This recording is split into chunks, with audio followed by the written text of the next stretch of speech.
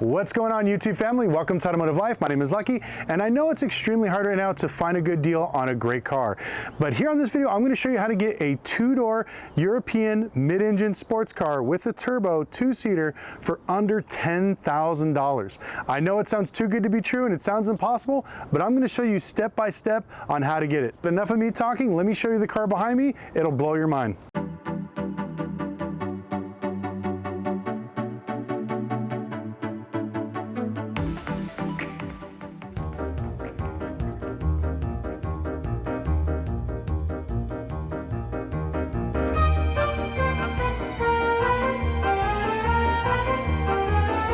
Let me show you guys my European two-door, two-seater. This way, over here. So this is our beautiful European, like I said, mid-engine car, two-door, two-seater that I purchased for $1,100.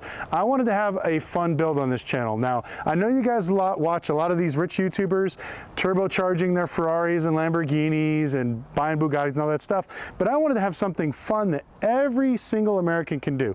And I know most of you guys can't afford an $1,100 car. So I gave myself a budget of $10,000 to make this car the most epic thing it could possibly be. So the first thing we have on the agenda is actually putting a turbo on this three-cylinder 999cc motor, which is almost 1 liter.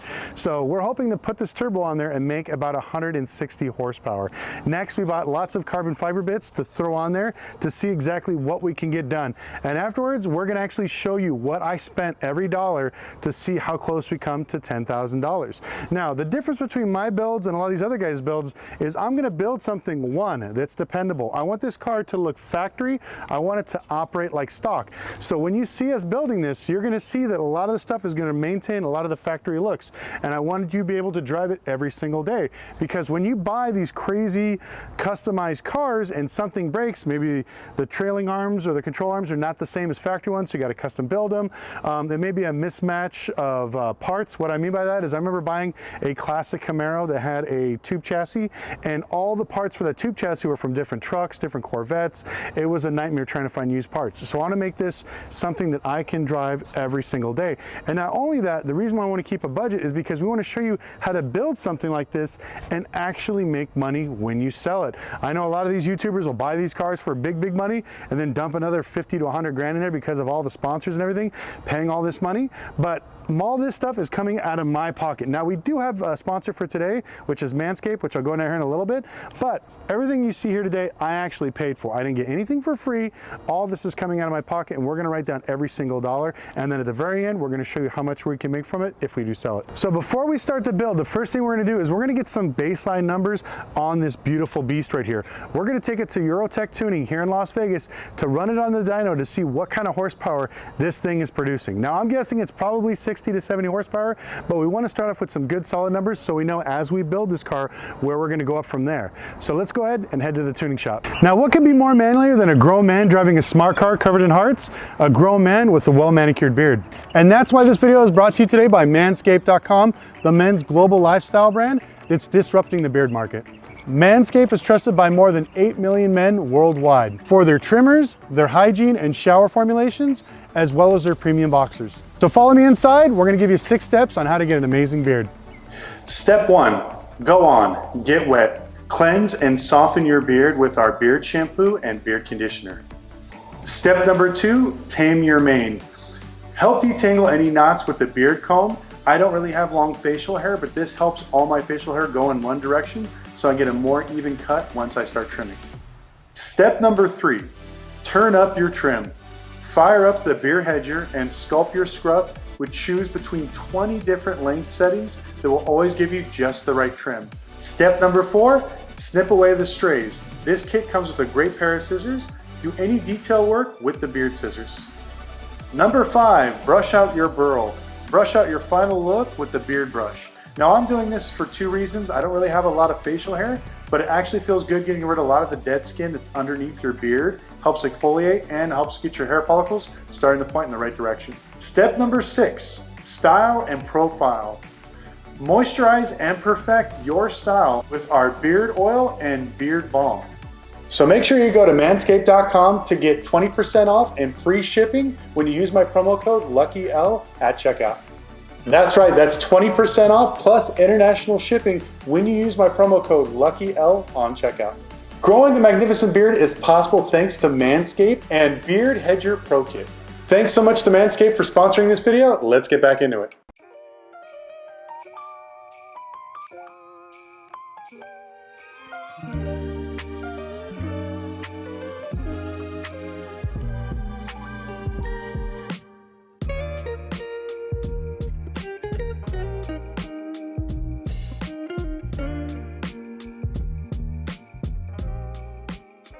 So we finally made it here to Eurotech Tuning. I want to thank Kevin so much for helping us out. It was a nightmare, as I told you. We were searching for multiple companies here. When I told them I wanted to run my smart car in the dyno, they all laughed. They thought I was joking. Right. But can you tell us a little bit about your company, what you guys do, and everything else? Yeah, absolutely. Eurotech is a Las Vegas-based business. We do everything European cars.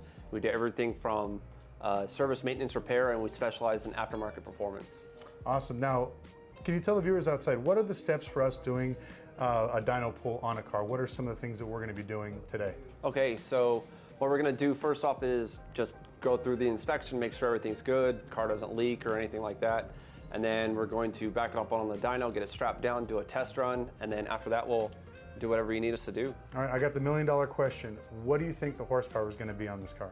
Oh man, well. Don't hold you to it, just a generic number. It's a smart car, so maybe 100, if that. Maybe 100? Oh, wow. On baseline? Sean, what do you got for numbers? What do you think? 120. 120? I'm guessing a very, very low 64 horsepower. I know, so we'll see which one of us come the closest. Let's go ahead and roll out to the shop and check it out. All right, man. People think you have to have a lot of money to do some of these crazy habits, or excuse me, these crazy hobbies, but look at this thing. This is an MR2. No, this is a Lotus. My bad, sorry, I saw the K20 motor. I figured they were doing a swap on it, but that is pretty epic. We got an M5, we got a Q5, and then we got some really cool looking race cars over here. Holy shit. What do you think, Sean? You think you should build one of these? God, this thing's sick. So the main reason why people dyno stuff is to get a baseline of horsepower and torque before they start doing performance add-ons. As you guys know, we are adding a turbo to this car, but we want to see exactly what kind of horsepower, what kind of torque we're working with before we start doing these numbers. Also, I think it'd be absolutely hilarious to actually do a dyno on a smart car, because I think I've only seen one, and it was a turbo Hayabusa motor. So this will probably be the first stock smart car pull on YouTube. But right now they're actually strapping it down and getting everything safe and secure, because once we go, this car is going to be running, these back wheels are going to be spinning, and this is going to give us our actual measurements on torque and horsepower. But as you can see, this thing is extremely small. It's a little bit of a pain in the butt, so they're taking extra time strapping it all down. And with the extra horsepower, you can see right here, we have all these straps just to make sure this thing doesn't go anywhere with its, I'm guessing, 64 to 70 horsepower.